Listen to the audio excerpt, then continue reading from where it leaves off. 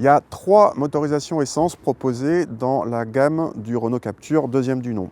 En haut de gamme, il y a le 1,3 litre TCE, 4 cylindres, décliné en 130 ou 155 chevaux.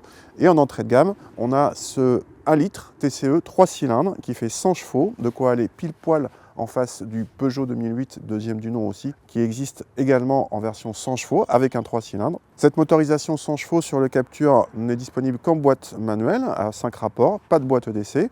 Elle n'a pas accès à toutes les finitions, par exemple pas de finition initiale Paris. Le plus haut qu'elle puisse atteindre, c'est la finition Intense, et c'est la version qu'on essaye ici.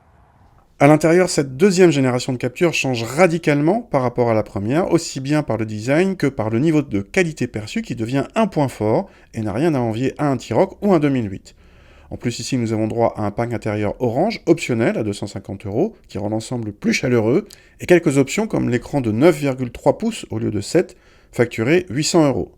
Les aides à la conduite modernes sont présentes, dont la plupart dès l'entrée de gamme, mais le régulateur de vitesse adaptatif reste en option. À l'arrière, on retrouve une banquette coulissante, comme sur la génération précédente, et contrairement au 2008, l'habitabilité du Captur est supérieure à celle du 2008 pour les passagers, avec un espace aux jambes plus généreux de 3 cm, ce qui n'est pas négligeable.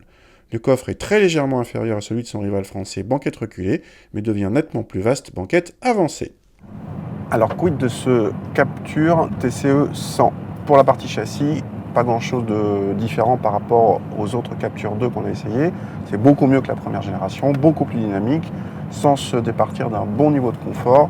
Là-dessus, rien ne change ou quasiment rien. Cette version-là, avec un 3 cylindres, est un petit peu plus légère que les autres, mais ça fait quand même pas grande différence. Au niveau du moteur, alors les autres versions qu'on a essayées étaient des 4 cylindres, celui-là est un 3 cylindres, ça s'entend pour la sonorité, un petit peu plus présente, elle reste quand même moins présente que dans le 2008 concurrent.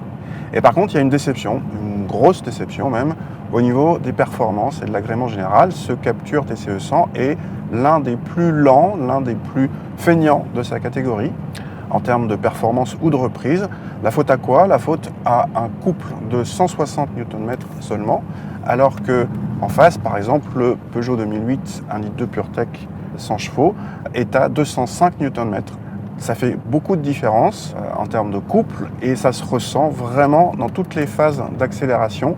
Alors bien sûr, ces 100 chevaux et ces 160 Nm sont suffisants au quotidien, en conduite normale, mais par rapport aux autres, il y en a quand même beaucoup moins en agrément. Et là, c'est dommage parce que ce Captur, qui est par ailleurs très réussi, là, le tableau est un peu terni. Ce manque de tonus a un bon côté, ce Captur est l'un des plus sobres de sa catégorie selon nos mesures, seulement battu par un T-Cross TSI 95 beaucoup plus petit, ou un Ignis encore plus petit. Mais nous n'avons pas encore mesuré le 2008 directement concurrent. En tarif, le Captur débute à 18 600 € avec notre TCE 100 et la finition d'entrée de gamme Life, mais notre modèle d'essai en finition Intense monte à 23 400 €. Les 5 000 € d'écart octroient un équipement très correct, heureusement, et même un peu plus généreux que celui de 2008 1,2 litre PureTech 100 allure, facturé 23 600 €. Mais ce dernier offre, comme on a vu, un meilleur agrément mécanique. Alors équipement ou agrément moteur, pour le même prix, à vous de choisir.